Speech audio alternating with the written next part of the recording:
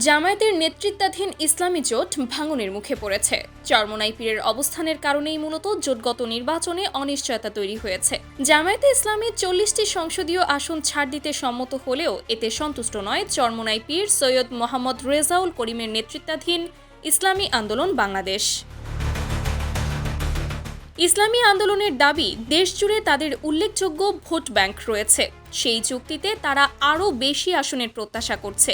এই অনমনীয় অবস্থানের কারণে দফায় দফায় বৈঠক হলেও কোনো সমঝোতা সম্ভব হয়নি। পরিস্থিতি সামাল দিতে জামায়াত 40 আসনের বাইরে আরও কিছু আসন উন্মুক্ত রাখার প্রস্তাব দিলেও তাতেও সম্মতি দেয়নি চরমোনাই পীরের দল। ফলে পারস্পরিক অনমনীয়তায় জামায়াতের নেতৃত্বাধীন ইসলামী জোট এখন ভাঙনের দ্বারপ্রান্তে।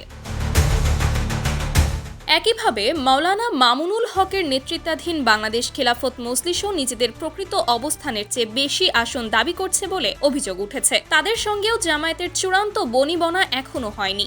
শেষ পর্যন্ত এই দুই দল 11 দলীয় জোট থেকে বেরিয়ে আলাদাভাবে নির্বাচনে অংশ নিতে পারে বলে জানা গেছে। 13 জানুয়ারি আসন ভাগাভাগি চূড়ান্ত করে 11 দলের যৌথ ঘোষণা দেওয়ার উদ্যোগ নেওয়া হলেও সেটিও সফল হয়নি।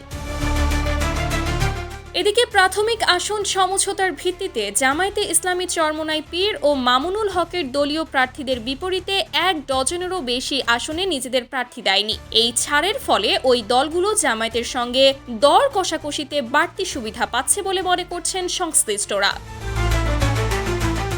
দীর্ঘদিন 8 দলীয় ইসলামী জোটের ব্যানারে আন্দোলন করে জোটবদ্ধ নির্বাচনের পথে অনেক দূর এগিয়েছিল জামায়াত। তবে জুলাই যোদ্ধার সংগঠন এনসিপি, বীর মুক্তিযোদ্ধা অলি আহমেদের নেতৃত্বাধীন এলডিপি এবং মুজিবুর রহমান মঞ্জু ও ব্যারিস্টার ফুয়াদের নেতৃত্বাধীন এবি পার্টি যুক্ত হয়ে 11 দলীয় জোট গঠনের পর থেকেই ইসলামী দলগুলোর সঙ্গে দূরত্ব তৈরি হয়।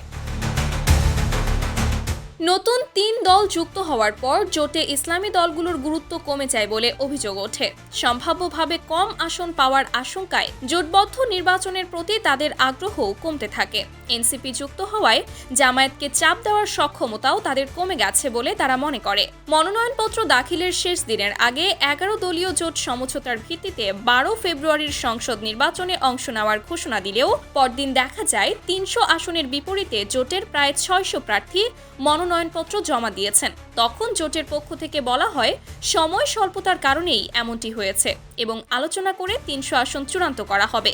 এর মধ্যে জামায়াত এনসিপিকে 30টি আসন ছেড়ে দেয়, যা এনসিপি আনুষ্ঠানিকভাবে মেনে নিয়েছে। Sumaiya Snigdha, news desk, daily our Bangladesh.